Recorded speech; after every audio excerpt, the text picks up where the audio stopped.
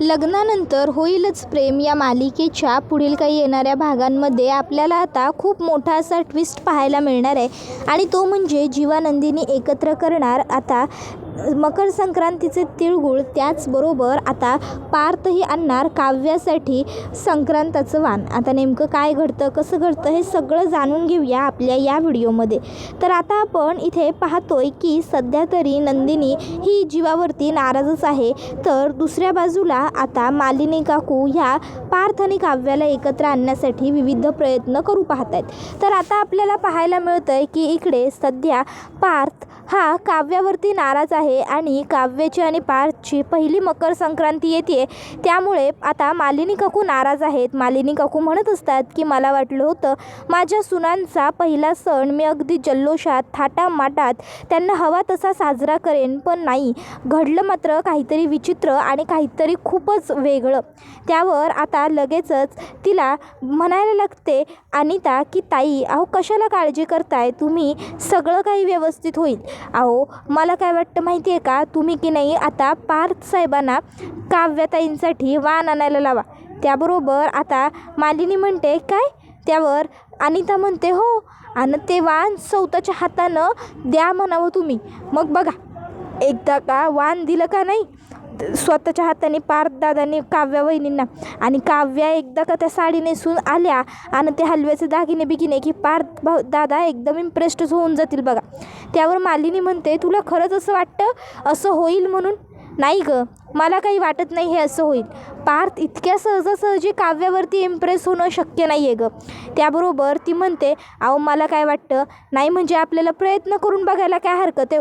आता तसं पण काव्या ताई आणि पार्थ दादांना एकत्र आणण्यासाठी तुम्ही केवढे काय काय प्रयत्न करायला लागले, मग त्यात एक अजून ह्यो बी एक प्रयत्न असं समजा आणि करून तर बघा.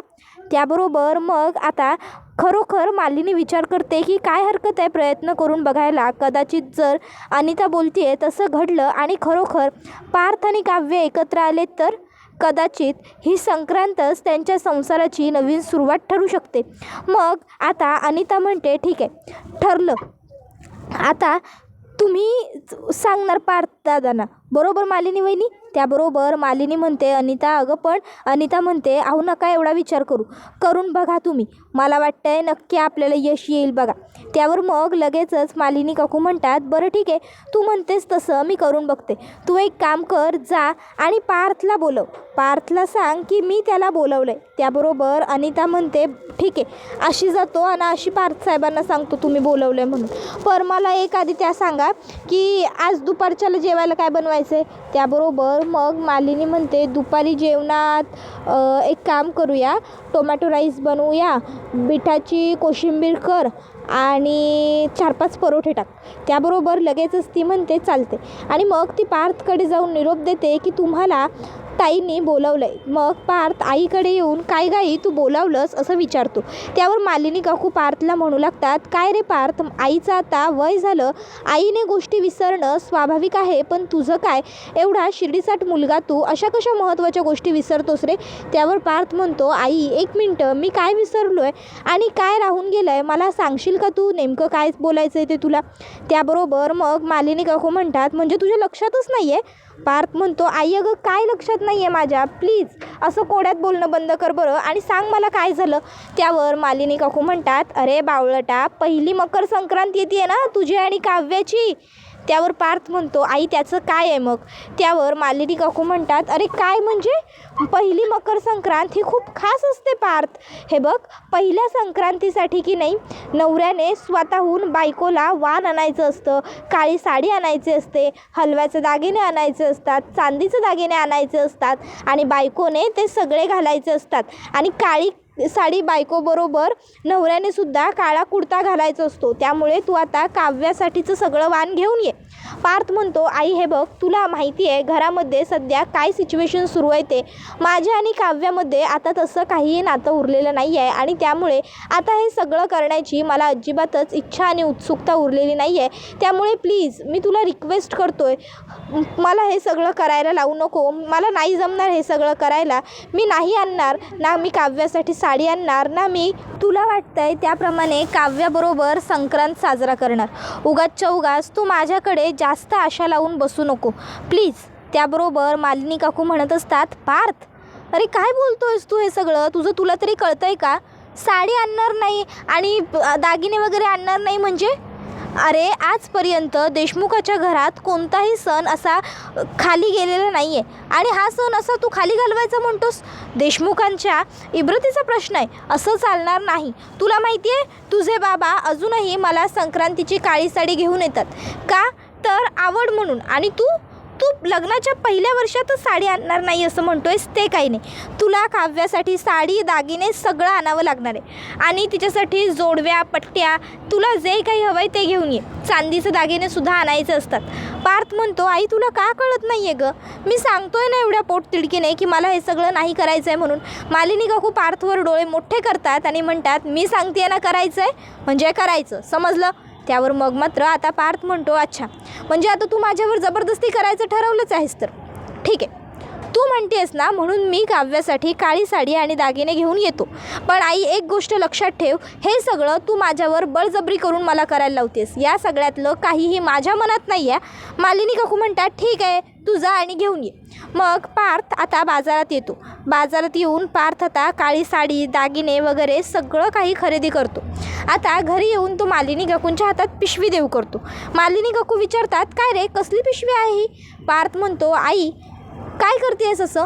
तूच सांगितलं होतंस ना मला बाजारात जा आणि काव्यासाठी साडी दागिने जोडव्या पट्ट्या ते सगळं घेऊन ये म्हणून. मग त्याच सगळ्याची पिशवी आहे ही. आणि हो मी काव्यासाठी जोडव्या आणि पट्ट्या दोन्ही आणलेलं आहे. त्यांना जे हवं त्या ते वापरतील. मला आयडिया नव्हती त्यांना नक्की पट्ट्या हव्यात की जोडव्या हव्यात त्यामुळे. त्यावर आई म्हणते, अच्छा असं आहे होय, बायकोला दोन्ही आणलं आहे तर. पार्थ म्हणतो, आई प्लीज घे हे सगळं एकदाचं माझ्या हातातनं आणि मला मोकळं कर. आणि मी ना काळा कुर्ता घालणार आहे ना काय करणार आहे. देशमुखांच्या घरची परंपरा आहे सुनेला दागिने आणि हे साडी वगैरे देण्याचं, म्हणून खरं तर मी हे साडी वगैरे जाऊन काव्यासाठी आणलेलं आहे. नाहीतर मला ही साडी वगैरे त्यांना देण्यामध्ये काहीसुद्धा इंटरेस्ट नाही आहे. काव्यालासुद्धा सांग ही साडी मी त्यांना आणली आहे याचा अर्थ त्यांनी काहीही चुकीचा काढायचा नाही आहे, समजलं ना? हे घे. त्याबरोबर लगेचच आता मालिनी काकू म्हणतात, पार्थ अरे पण. पार्थ म्हणतो, आई प्लीज नको. मला माहिती आहे मी आणि काव्याने एकत्र यावं अशी तुझी खूप मनापासून इच्छा आहे आणि म्हणूनच खरं तर तू हे सगळे प्रयत्न करतेस, बरोबर ना? पण तुझ्या ह्या प्रयत्नांनी मी आणि काव्य एकत्र येणार नाही आहोत, तर उलट मला या सर्व गोष्टींमुळे त्रास होईल, कळलं? मी आणून दिलं आहे, आता हे काव्याला द्यायचं का नाही ते तू ठरव. एवढं बोलून पार्थ तिकडनं निघून जातो. मग आता मालिनी काकू उदास होऊन परत डायनिंग टेबलवर बसतात. आता पुन्हा तिकडे अनिता येते आणि विचारते, काय झालं मालिनीताई, तुम्ही अशा पुन्हा नाराज का बसलाय?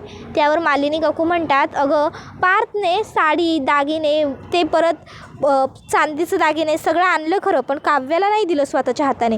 त्यावर मग अनिता म्हणते, अहो तसा पण कुठं नियम आहे की नवऱ्यानंच सगळं द्यायचं म्हणून? खरं तर सासूनच द्यायचं असतं ना तिच्या हाताने.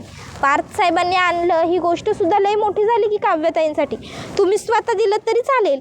मग आता लगेचच ती म्हणते की बरोबर आहे तुझं. मग मालिनी काकू काव्याकडे ते सगळं वाण घेऊन येतात आणि काव्याला म्हणतात, काव्या हे घे, संक्रांतीचं सुनेसाठी जे वाण असतं हे ते वाण मी तुझ्यासाठी आणलं आहे. पार्थने सगळं वाण त्याच्या हाताने आणलं आहे. पुढच्या वर्षी तो तुला सगळं त्याच्या हाताने देईलसुद्धा. त्यावर काव्या म्हणते, हो काकू मी आशा सोडणार नाही आहे. काहीही झालं तरी माझी पक्की खात्री आहे या संक्रांतीला जरी मी आणि देशमुख एकत्र नसलो ना तरी पुढची संक्रांत मात्र आम्ही दोघं एकत्रच साजरा करू. आणि हे सगळं वाणाचं साहित्य मी नक्की घालेन उद्या. दुसऱ्या दिवशी मकर संक्रांती निमित्ताने आता खरोखर इकडे काव्या वाणाचं सगळं साहित्य घालते आणि मग ती लगेचच आता मालिनी काकूंना विचारायला जाते की मी कशी दिसते. त्याबरोबर मालिनी काकू तिला सांगतात, खूप सुंदर. आता मालिनी काकू काव्याचं कौतुक करतच असतात तोपर्यंत त्या ठिकाणी पार्थ आलेला असतो. काळी साडी ते हलव्याचे दागिने सुंदर पायात पट्ट्या जोडव्या घातलेली काव्या बघून पार्थ तिच्याकडे बघतच राहतो. आता मग काव्या पार्थकडे काळा कुर्ता घेऊन जाते आणि पार्थला म्हणते, देशमुख प्लीज घाला ना. त्याबरोबर पार्थ आता काव्याला काही नाही म्हणू शकतच नसतो आणि पार्थ चक्क काव्याच्या हातातला तो काळा कुर्ता घेतो आणि जाऊन घालतो. आता पार्थ काळा कुर्ता घालून आल्याबरोबर काव्या पार्थला खुणावते की खरंच खूप हँडसम दिसतंय. तर दुसऱ्या बाजूला आता इकडे नंदिनी आणि जीवा ह्यांचीसुद्धा पहिलीच मकर संक्रांत असते आणि त्यामुळे आता नंदिनी आणि जीवा हे दोघंही जण एकत्र एकामेकाबरोबर मिळून आता बनवत असतात, ते म्हणजे तिळगुळ. आता जीवाने तिळगुळ बनवण्याचं सर्व साहित्य समोर आणलेलं असतं, तर नंदिनी ही जीवाला सांगत असते, जीवा ते सगळं तर ठीक आहे, पण मला खरोखर तिळगुळ बनवता येत नाही. म्हणजे आजपर्यंत मी कधीच तिळगुळ केलेले नाही आहेत. त्यावर जीवा म्हणतो, नंदिनी अगं त्यामध्ये न येण्यासारखं काय आहे? त्यावर नंदिनी म्हणते, म्हणजे तुम्हाला तिळगुळसुद्धा करता येतात का? त्यावर जीवा म्हणतो, हो अर्थात. त्यावर मग नंदिनी म्हणते की चालेल, मग आपण दोघंजणं. त्यावर जीवा म्हणतो, हो आपण दोघंजणं एकत्रच तिळगुळ बनवायचे आहेत. आणि मग जीवा आणि नंदिनी हे दोघंजणं तिळगुळ बनवायला घेतात. आता दोघंजणं एकत्र छान मिळून तिळगुळ करत असतात. तर आता जीवाचा तिळगुळसुद्धा होत नसतो आणि नंदिनीचासुद्धा होत नसतो. मग नंदिनी जीवाला म्हणते, जीवा आहो. त्यावर जीवा म्हणतो, नंदिनी पहिला तिळगुळ हा दोघांनी मिळून एकत्र करायचा. मग लगेचच जीवा आणि नंदिनी एकत्र तिळगुळ एक बनवतात आणि त्यांचा तिळगुळ छान होतो. जीवा म्हणतो, बघ आता जमलं ना. त्यानंतर नंदिनी पटकन जागी होते आणि तिच्या लक्षात येतं की हे सगळं स्वप्न होतं. ती आणि जीवा एकत्र तिळगुळ वगैरे काहीही बनवत नाही आहेत, हे सगळं तिच्या मनात आहे. मग नंदिनी म्हणू लागते की हे सगळं काय सुरू आहे माझं? इथे एक बाजूला मी जीवांपासून लांब जाण्याचा प्रयत्न करते, वेगळं होण्याचा प्रयत्न करते, आणि दुसऱ्या बाजूला मी त्याच जीवांबरोबर लग्नानंतरची पहिली मकर संक्रांत साजरा करण्याचं स्वप्न बघते. याला काय अर्थ आहे? काय बालिशपणा आहे हा माझा? मूर्खपणा आहे हा, निव्वळ मूर्खपणा. नाही बास, हे सगळं ना इथे जीवा राहायला आले त्यांच्यामुळेच होतं आहे. माझ्या मनात जीवांसाठी आता कुठल्याही पद्धतीचं प्रेम, काहीही भावना नाही आहेत. माझ्या मनात फक्त एकच भावना आहे त्यांच्यासाठी, आणि ती म्हणजे अपराधाची.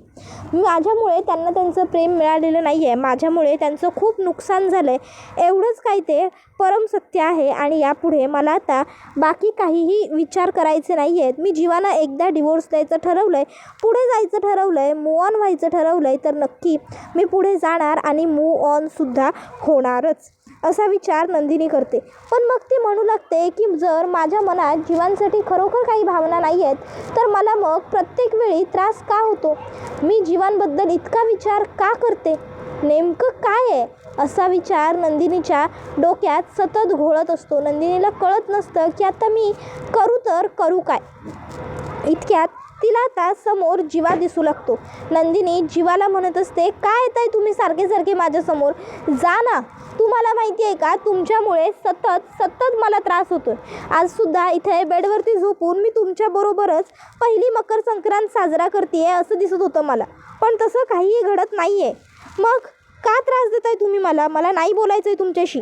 इतक्यात तिकडे तिची आई येते आणि आई नंदिनीला सांगते, नंदिनी तुझ्यासमोर जीवा नाही आहे. त्यावर हे ऐकून मग नंदिनी ही शॉक होते आणि तिच्या लक्षात येतं की पुन्हा एकदा तिला जीवाचा भास झाला आहे. मग आई आता नंदिनीला समजावून सांगू लागते की नंदिनी प्रेम आहे तुझं जीवावर. पण नंदिनी मात्र आईचं काहीच ऐकून घ्यायला तयार नसते. आई आता निघून खाली येते, बघते तर जीवा उदास बसलाय. मग आई जीवाला विचारते, काय हो जीवा, काय झालं? त्यावर जीवा त्याला नंदिनीची आठवण येत असल्याचं सांगतो आणि मग म्हणत असतो की नंदिनीची आणि माझी लग्नानंतरची पहिली मकर संक्रांत आहे आणि मला नंदिनीबरोबर राहता येत नाही आहे. मला नंदिनीला खूप मिस करायला होतं आहे. मग आता आई विचारते, मग काय करायचं आता? जीवा म्हणतो की आईने मला कॉल करून सांगितलं आहे की बायकोसाठी वाण घे म्हणून. मी नंदिनीसाठी वाण घेणार आहे, पण आई तुम्ही प्लीज ते नंदिनीपर्यंत पोहोचवाल का? नाही म्हणजे जर तुम्ही दिलं तरच नंदिनी ते वाण घेईल. त्यावर शारदा म्हणते, नंदिनी वाण तुमच्या हातून घेईल, काळजी करू नका जावई बापू, तुम्ही वाण घेऊन या. त्यावर जीवा म्हणतो, काय खरंच नंदिनी माझ्या हातून वाण घेईल? त्यावर शारदा म्हणते, हो मी आहे ना, तुम्ही जा वाण घेऊन या.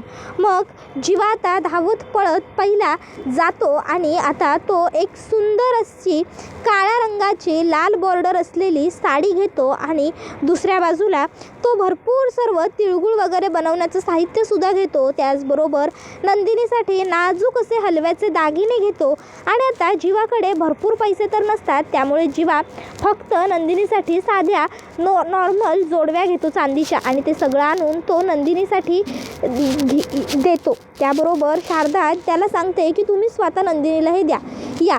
त्यावेळी नंदिनी घेण्यासाठी नकार देते. तर मग नंदिनीची आई नंदिनीला समजावते की नंदिनी, असं नाही म्हणायचं नसतं. हा सन्मान असतो नवऱ्याचा सुद्धा आणि बायकोचा सुद्धा. ही पद्धत आहे, प्रथा आहे. आणि तसंही संक्रांत हा सण काही चांगला नाही. संक्रांत येते, तुला माहिती आहे ना, जर तू जीवांकडून हे वाण घ्यायला नकार दिलास आणि त्यांच्यावर संक्रांत वगैरे आली, जर त्यांना काही इजा झाली तर तुला ते चालणार आहे का? नाही. जर तसं असेल तर मग मला स्पष्टपणे सांगून टाक. मग मी त्यांना सांगते की तुला त्यांच्याकडनं आणलेलं वाण नको आहे म्हणून. तुला माहिती आहे, आजपर्यंत प्रत्येक संक्रांतीला तुझे बाबा मला काळी साडी घेऊन येतात. आमच्यामध्ये कितीही वाद असेल, कितीही काहीही असेल तरीसुद्धा त्यांनी आणलेली काळी साडी मी गुपचूप नेसते. कधीच मी त्यांच्याबरोबर या गोष्टीवरना वादच घालत नाही. का माहिती आहे? कारण माझ्या मनात एक काळजी असते की उगाच काहीतरी चुकीचं घडू नये. आता तू ठरव तुला काय करायचं आहे ते.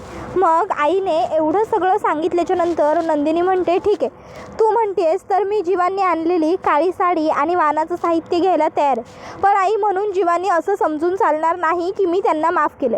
मी त्यांना माफ वगैरे काहीही केलेलं नाही आहे, समजलं ना. मी फक्त काळी साडी घेते आहे, तीसुद्धा तू सांगतेस म्हणून एक पद्धत असते यासाठी. त्याउपर माझ्या मनात जीवांसाठी काहीही भावना नाही आहेत. हे तर तू त्यांना क्लिअर सांगायचं. नाहीतर उगाच मी त्यांच्याकडनं साडी घेतली म्हणजे माझ्या मनात त्यांच्याबद्दल काहीतरी भावना आहेत किंवा मला त्यांच्याबद्दल काहीतरी वाटतंय असं काहीही तू समजायचं नाहीस. मग तर झालं. त्यावर आई म्हणते, हो ग बाई. त्यावर नंदिनी म्हणते, ठीक आहे, सांग तू जीवाना, मी त्यांच्याकडनं वाण आणि काळी साडी घ्यायला तयार आहे. वाण आणि साडी घेऊन ते येऊ शकतात माझ्याकडे. त्यावर मग आई म्हणते, ठीक आहे. मग जीवा आता आतमध्ये येतो. नंदिनी जीवाला बघून खरं तर खुश होते. जीवासुद्धा घरात आलेला असतो, नंदिनी समोर असतो. हे बघून नंदिनी ही जीवाला म्हणते, काय असे काय बघताय माझ्याकडे? काळी साडी आणि वाण द्यायला आलाय ना? मग जीवा नंदिनीच्या हातावर साडी आणि वाण ठेवतो.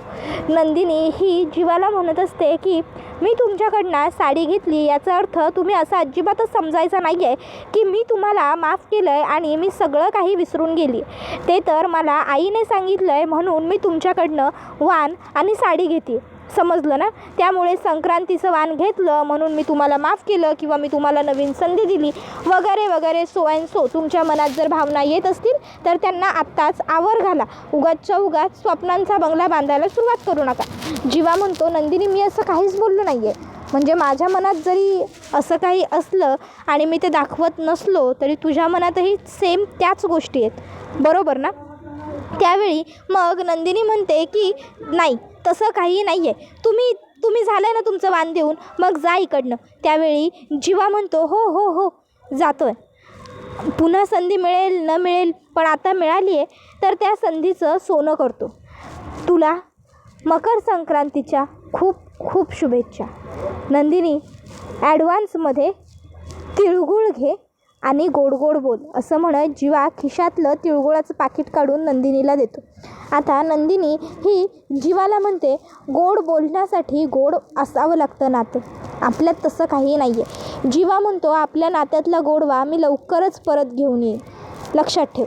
येतो आत्तापुरतं, कारण अजूनही मला तू आणि बाबांनी मनापासून घरात घेतलेलं नाही आहे. आणि मग जीवा तिकडनं बाहेर जातो आणि हा व्हिडिओ इथेच संपतो. व्हिडिओ आवडला असेल तर व्हिडिओला लाईक करा. चॅनलवर नवीन असाल तर चॅनलला सबस्क्राईब करा आणि बेल आयकॉन आठवणीने प्रेस करा. टाटा, बाय बाय, धन्यवाद. Take care all of you.